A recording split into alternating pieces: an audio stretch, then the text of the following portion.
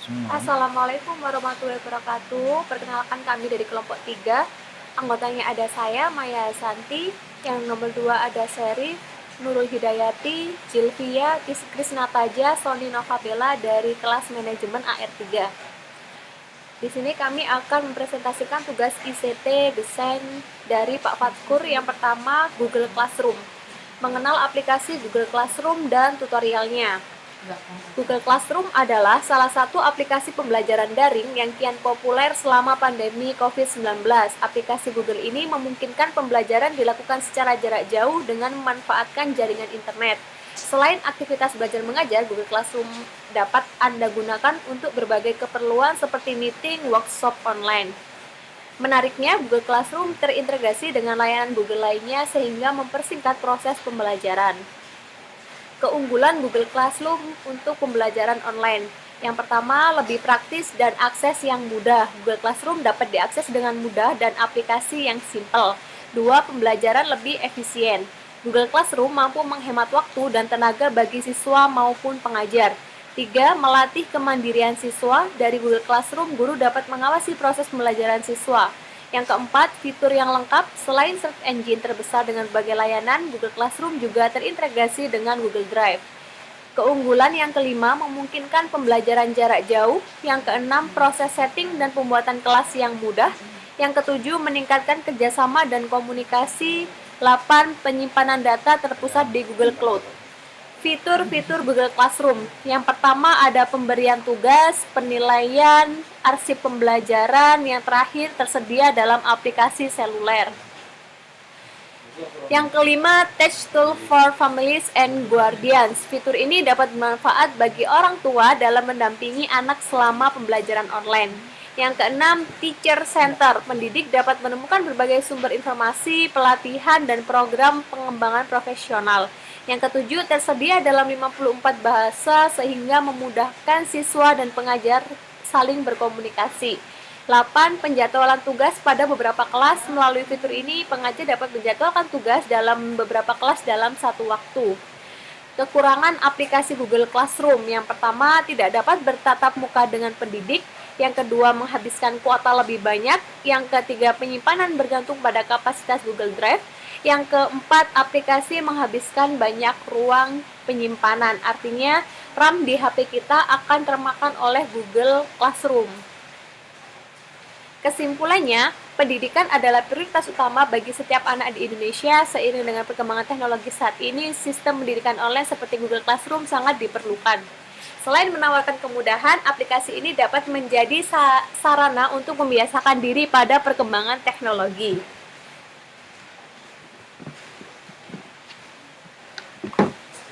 Oke, ya berikut tadi penjelasan dari Mbak Maya dan sekarang selanjutnya penjelasan tutorial dari saya sendiri Nurul. Yang pertama kita buka dulu Google ya.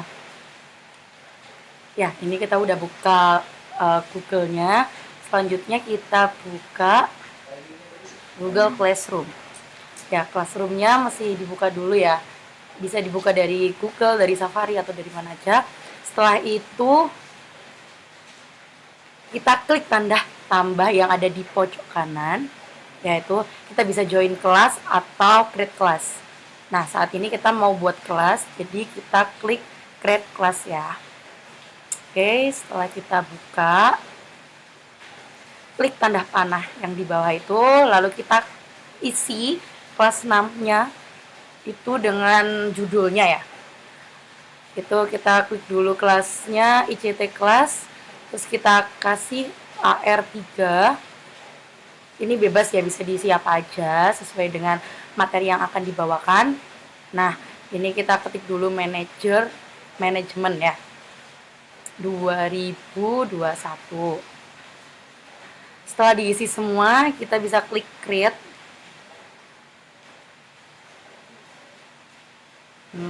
Kita tunggu dulu. Ini bisa diisi apa aja ya, terserah materi yang akan kita bawa ya. Setelah muncul Google Classroom-nya, nah ini kita next aja karena ini hanya muncul sebagai nama kita. Nah, kita silang.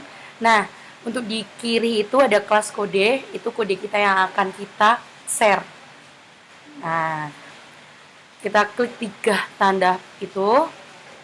Setelah itu kita copy class invite link. Di bawahnya juga ada copy class kode, ada reset, turn off. Ya, kita klik yang atas sendiri karena kita mau share ke grup atau ke kelas. Setelah itu kita share bisa ke WhatsApp atau ke Tele. Nah, ini kita buka grup yang akan mau kita buat Google Classroom. Kita share link aja, tinggal copy paste ya. Nah, udah kita kirim. Nah, sudah selesai. Oke, jadi tinggal klik aja, nanti kita bisa muncul Google Classroom-nya. Oke, kita tunggu dulu, kita klik. Nah, sudah masuk. Jadi semua mahasiswa atau semua orang-orang yang mau Zoom, mau meeting, mau meeting atau mau video bisa pakai Google Classroom. Terima kasih.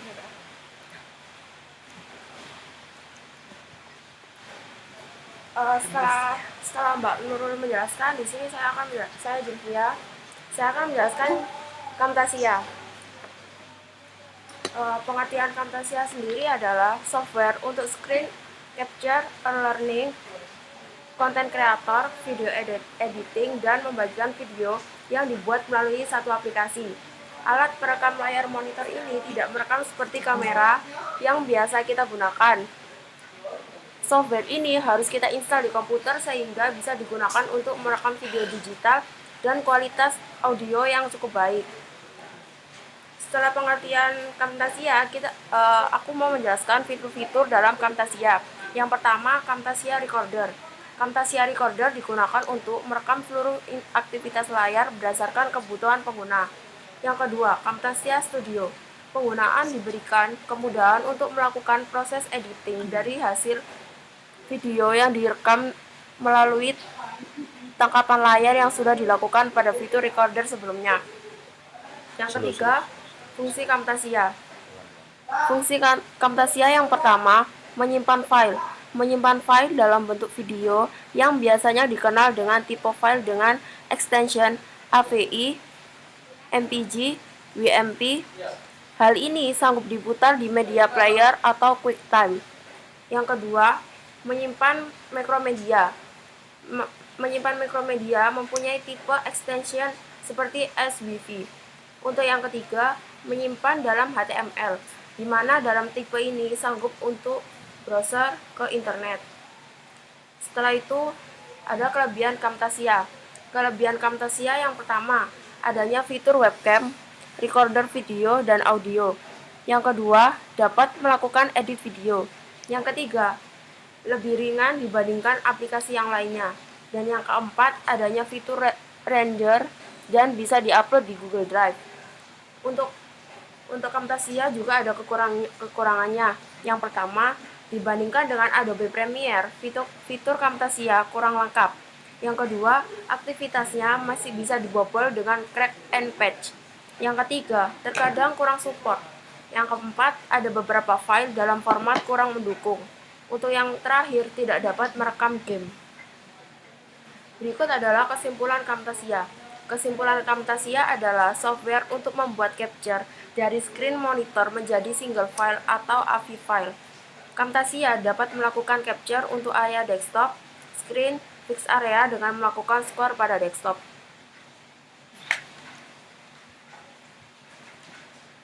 Berikut untuk tutorial penggunaan dari aplikasi ini. Kita coba mulai dari sekarang ya. Yang pertama, hasil dari download ekstrak kita buka. Untuk instalasi pertama untuk Camtasia, kita klik. Bisa dilihat banyak fitur-fitur yang dimiliki dari Camtasia.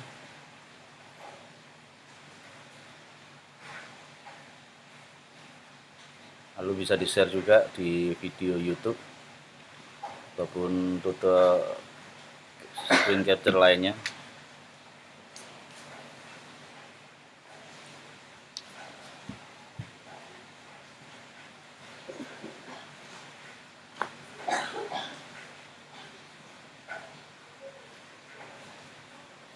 Sudah kita copy, langsung kita on kan, jalankan aplikasinya, dan tertampil nanti desktopnya, dashboard pertama kita jalankan. Setelah proses instalasi selesai,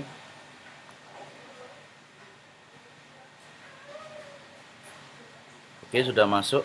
Kita bisa lihat di sini banyak sekali fitur-fiturnya, mulai dari library sampai ke caption. Ini merupakan fitur-fitur tambahan yang dimiliki Camtasia 22 yang terbaru tahun 2022. Ini kita tinggal masukkan import video, audio ataupun gambar atau rekaman suara, dan kita bisa edit di track 1 sampai dengan seterusnya. Bisa ditambahkan dengan animasi. Di sini semua sangat lengkap sekali, dan masih banyak lagi visual effect ataupun transisi yang bisa kita mainkan untuk mempercantik gambar atau video kita pada streaming YouTube ataupun streaming lainnya, untuk penugasan ataupun untuk vlog. Rekaman bisa kita gunakan. Di sini juga ada fitur screen recorder yang memiliki kualitas gambar, suara, dan video yang bisa disesuaikan mulai dari yang terbaik sampai dengan standar.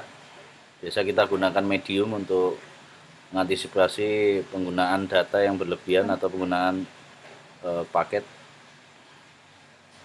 File penyimpanan juga tidak terlalu besar untuk memperlancar upload kita ke dalam video atau YouTube.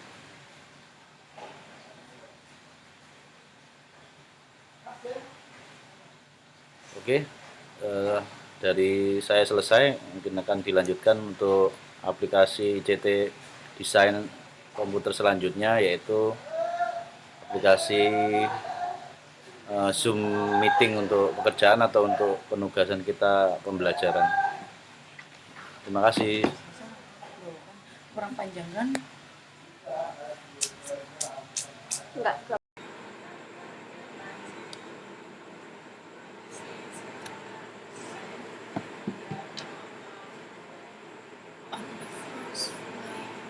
Ya, untuk materi selanjutnya di sini saya akan menjelaskan tentang Zoom Cloud Meeting, tentang mengenai pengertian dan juga kelemahan dan kelebihan yang dimiliki oleh aplikasi tersebut.